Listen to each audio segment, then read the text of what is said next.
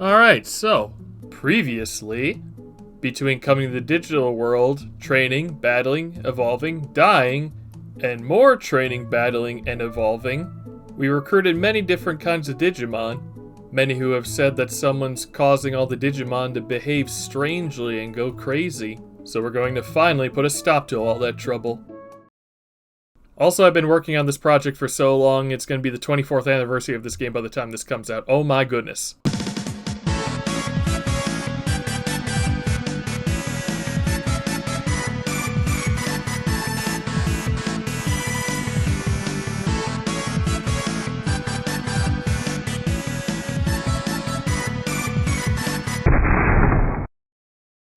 But before we head off to Infinity Mountain, there's some stuff I want to take care of first. What? There's some loose ends. Plus the video would be too short otherwise. So with that, let's check out the ancient Dino region properly. Past the entryway, this region is divided into two main sections. First being the glacial region, which, despite the name, isn't related to ice in any way.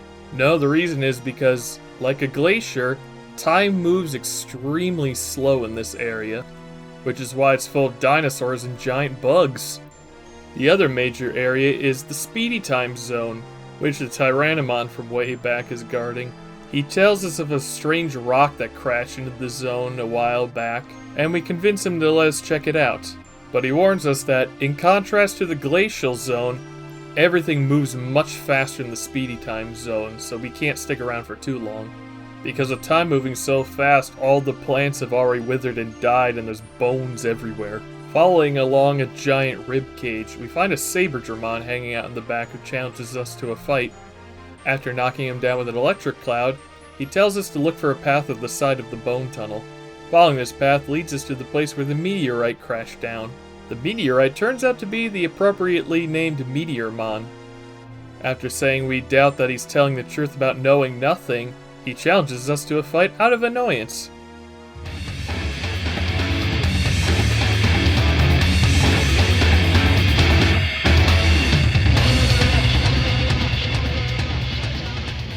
Meteormon has some tough skills, but we keep kicking him in the stones. He knocks us out of our special attack, but in this game if you keep spamming the change command, it'll re-trigger the special attack. I guess you could say we won him over with a change of heart. Oh, that was the worst joke I heard all year. Anyway, after beating him, he says he really doesn't know anything because he was just born, saying that he was supposed to wake up much later, but because of the region, his nap ended much sooner. Coming to a literal dead end, we make our way back to see Tyrannomon. After returning to tell him that all is well, Master Tyrannomon swaggers in and is like, "Hey, get this, you're worthless! Go join the city already!" I like this guy. And with that, he joins the city to sell food at the restaurant, as well as fight in the tournaments. Before we head back, we go to where we fought Meteormon and find Nanimon once again, who just kinda runs off. Again. Returning to town, we head over in the direction of Mount Panorama. During a fight with some Gobblemon, we learn Megaton Punch. Afterward, we find some weird circles on the ground. Back in town, we check the newspaper about an apparent UFO sighting at Mount Panorama. Returning to the Spore area, we find some more weird drawings. When we check the newspaper once more, we see that the alien has apparently appeared. Returning to the Spore area once more, we see Vetamon appear. We then ask him if he's an alien or a Digimon.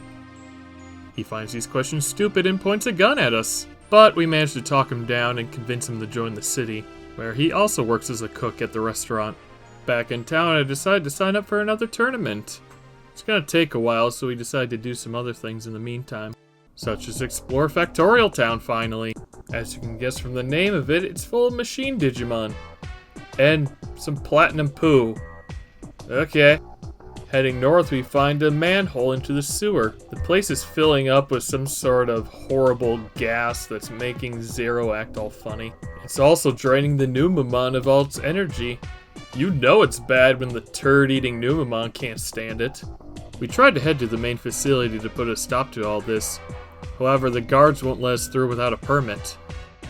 We double back to an observation room where we talk to Andromon to try to get the go-ahead to enter. He denies us and tells us that everything's fine, and if anything were to go wrong, the Netkeeper, aka Giromon, would put a stop to it. Knowing the Keeper is a Digimon and is prone to corruption, we plead to be let in, but he tells us to just leave. We try to trick the Gartramon into saying that it's time for a shift change. However, they say it's too early as it's neither noon nor midnight. I had actually went to check on Andromon once more, and doing so I actually missed the window for the guard change, so I decided to head back and enter the tournament. The C-grade tournament is a little harder than the one we did last time, as there's some champion Digimon mixed in.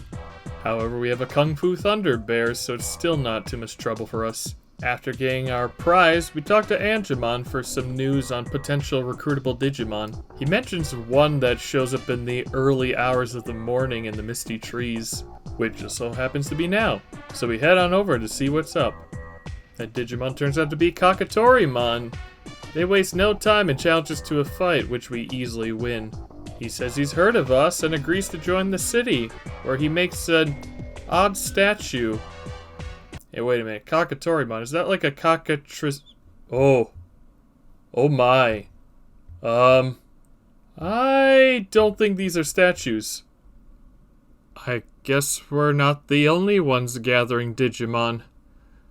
At least his statue he made in town isn't made out of anybody. At least I hope not. Anyway, we sign up for another tournament and head back to Factorial Town. Just as it's about to hit noon, we head over to the entryway of the main facility, where we see that the guards have already moved out for their shift change.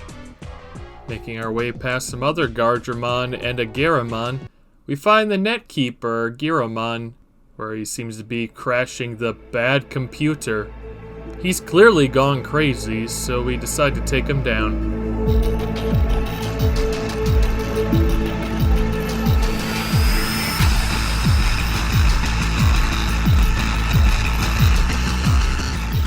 He's got plenty of very strong and scary looking moves. However, they also require a very long time to charge up, so we just go in and punch him a few times.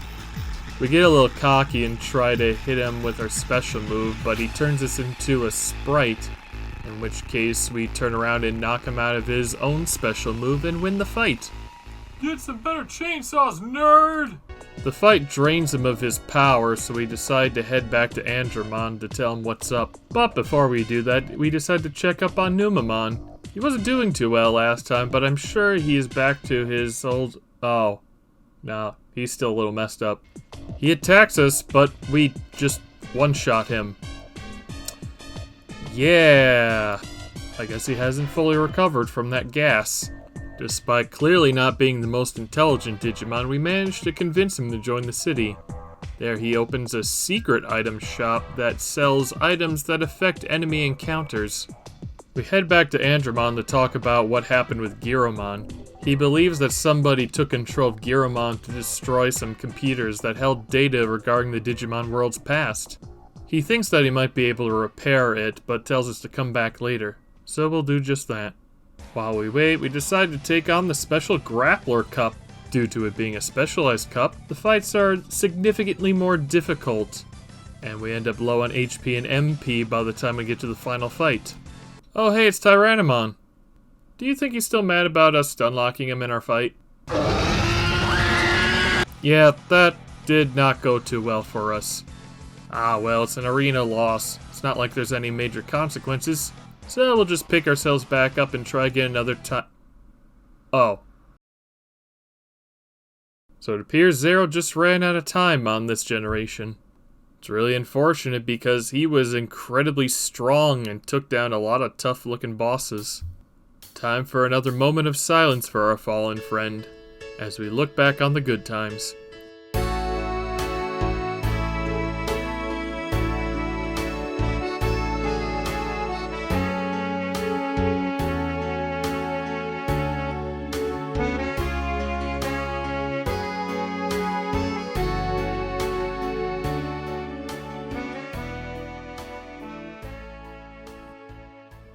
After a bit of thought, I decided to go with the pink spotted egg, and out comes Yeromon, who we decide to call Zero once again. You can probably guess what we're gonna do now. That's right, training! After hitting a log a couple times, Zero evolves into the best Digimon, Tanamon.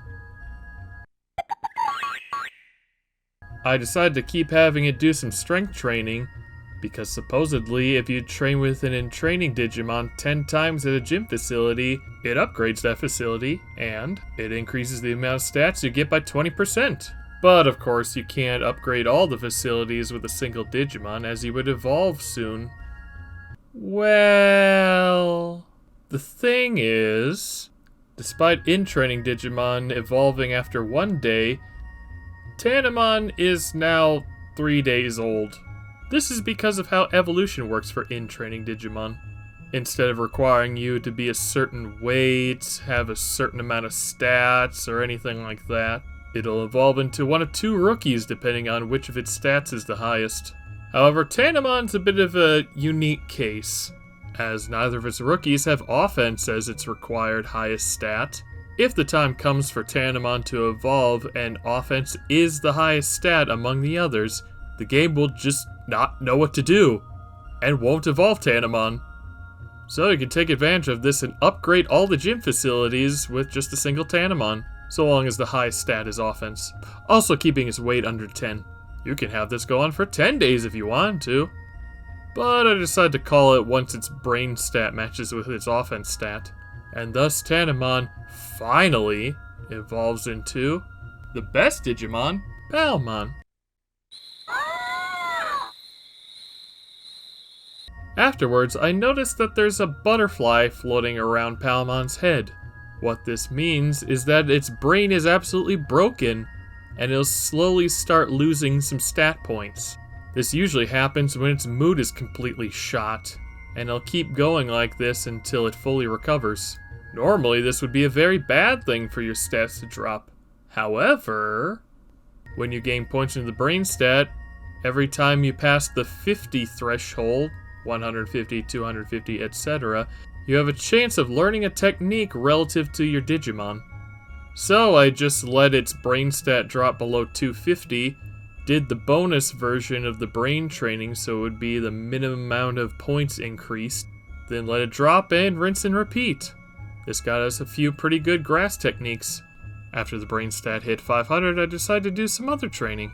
After pushing a big rock, Zero the Palmon evolves into the best Digimon, Vegimon. This strangely increases our tamer level. This is probably due to evolving at an age where normally it would be an ultimate level Digimon. But anyway.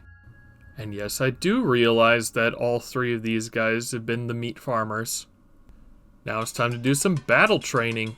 Thanks to all the shenanigans with the brain training, we're able to one-shot most of the enemies around here by selecting the move directly. We then spend almost an entire hour doing battles, while resting in between. For the next evolution, I also need to increase its discipline. There is a bit of an easy trick to it. See, when you use an item on your partner Digimon, sometimes they'll refuse to take it. Then normally you would press the scold button and they would take it afterwards. Scolding them here will also increase the discipline, where otherwise it would not have the same effect. So the trick is that after you scold them, instead of giving the item, you walk away, then try to give them the item. This makes it so that they have a chance to refuse the item again, and then you just repeat the process. Of course, there's a chance they'll also just take the item, in which case it's best to stock up on a bunch of cheap healing items and spam those constantly. And I don't think I have to tell you that money is no object for us here. After doing 50 battles and increasing our discipline enough, I do a manual save at the Digivice terminal and then put Zero to bed. You know, just in case. When Zero wakes up, he evolves into the best Digimon, Ninjamon. Some of you are probably confused, like, wait, isn't Ninjamon also a champion level Digimon? Why didn't he evolve into an ultimate level?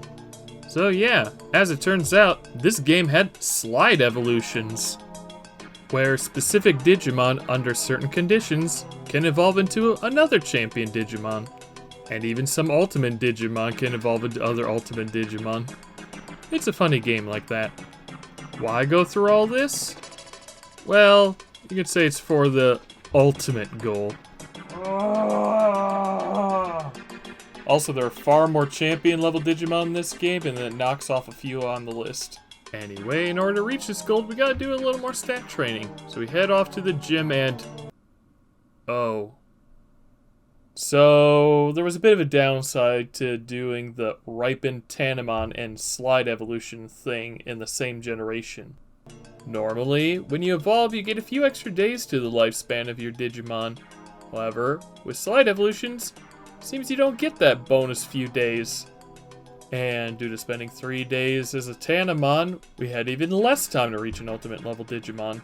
And with our current Tamer level, Champion Digimon can only be about 11 days old. And Zero just so happened to have turned 11. Unfortunate. Oh, great. You spend all that time trying to show off all these tricks only for it to be for naught. So bad at this game. Why do you even bother? Oh my god. Now then, it's a good thing I also saved after getting Ninjamon. But now you're probably wondering, well, what now? You clearly don't have enough time for it to evolve into an ultimate level Digimon. Are you going to use an item that instantly evolves into an ultimate? Well, no, because that doesn't really add any extra days of life, so it won't last long. Also, it wouldn't give us a stat boost or anything. Nah, instead of doing some gym training, we're just going to cram a bunch of stat chips into Zero.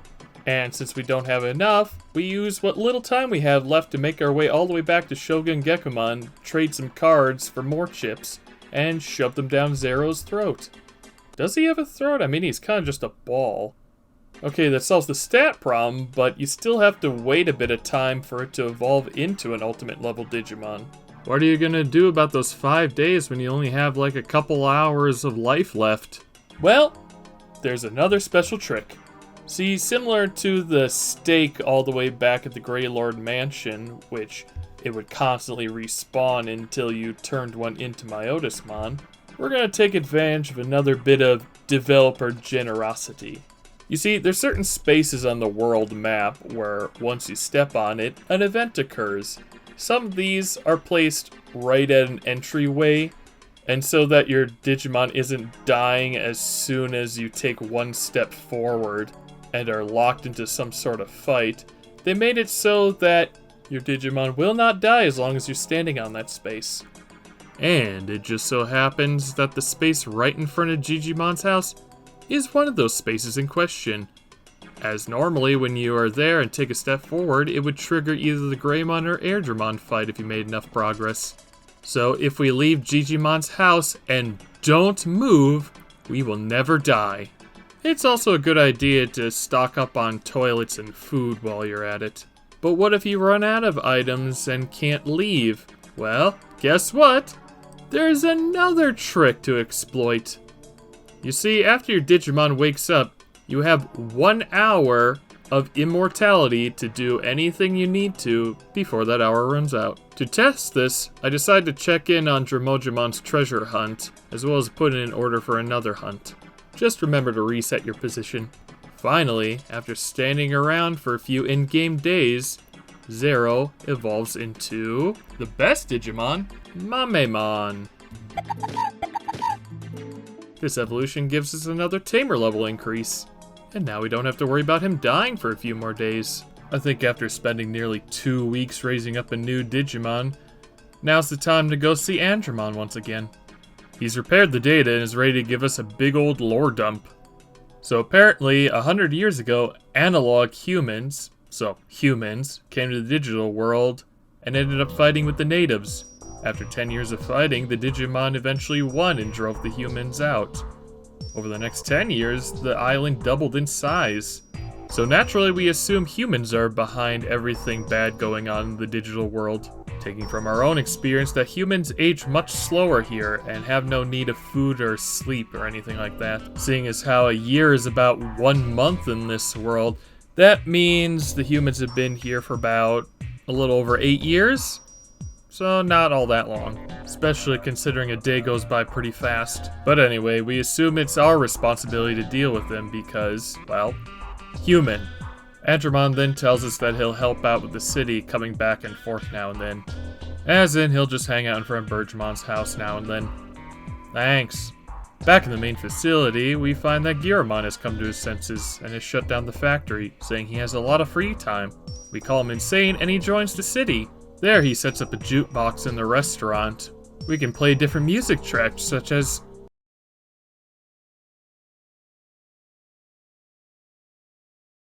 Back in the sewer, we find Nanimon once again, who also just runs away. Again.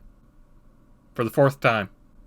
Alright, time to settle this. We're heading back down to the Leomon Ancestor Cave. There we find Nanimon for the 5th time.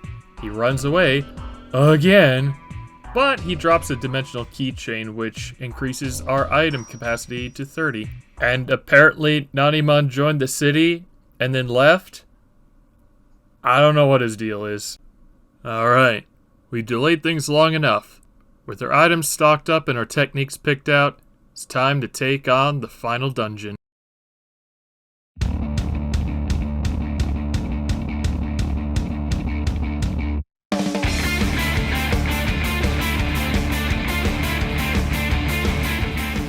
The place is full of recolored Digimon and a lot of weird looking Rockmon. Most of them aren't too difficult to take care of because of their long charge-ups and friendly fire, so we get through most of them pretty easily.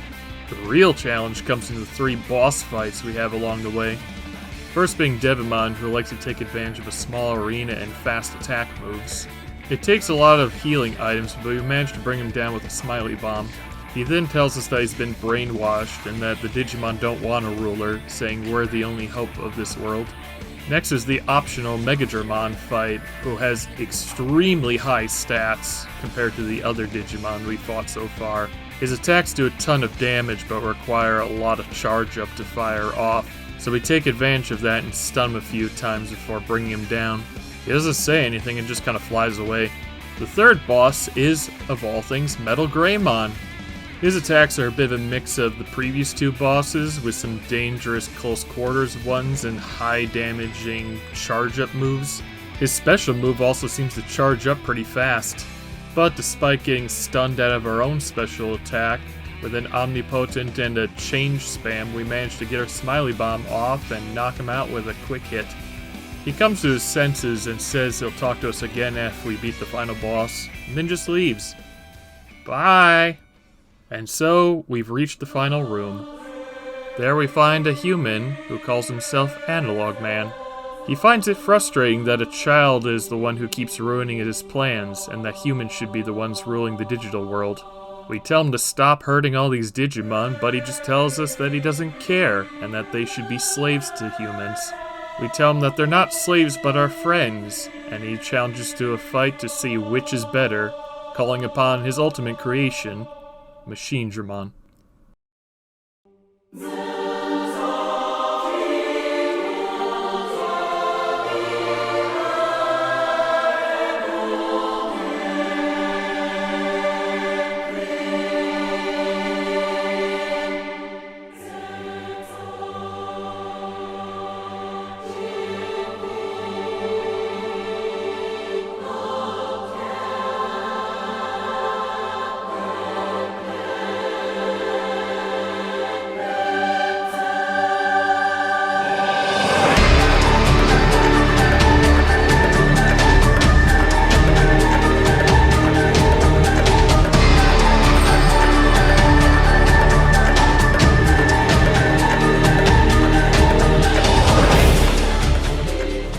As you might imagine from a final boss, this guy's tough. He's got over 9,000 health and a single jab does a huge chunk of damage to us. Putting aside the homing lightning attacks and the big lasers he shoots out. Thankfully, we're so small that the lasers barely hit us, if ever. That being said, we still have to heal every other attack, and it becomes a big war of attrition. But we still got our trump card.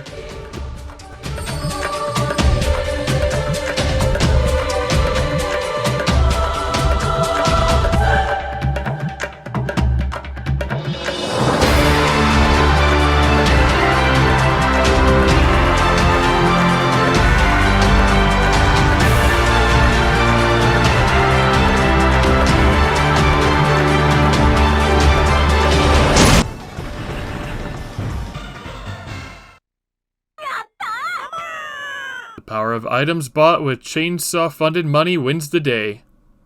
Analog Man does not take this loss well and decides to blow up the island while escaping to another dimension. And then things happen. We start to hear the voices of the Digimon from the village, with Digimon saying that they're sending their energy to us, whatever that means. Whatever they're doing seems to be screwing around with the transfer program of Analog Man, causing it to get corrupted and, oh my. I'm sure he's okay. Airdramon then swoops in, giving us an exit so we're not caught in the explosion. The explosion that apparently happens, but hasn't seemed to cause any actual damage. Yeah. The game then just says that Analog Man is gone and pieces returned to File Island. Cool. We arrive in the village, where we're about to say our goodbyes as it's time to return home. After getting in one last save, we say our farewells to Zero and our return to the human world.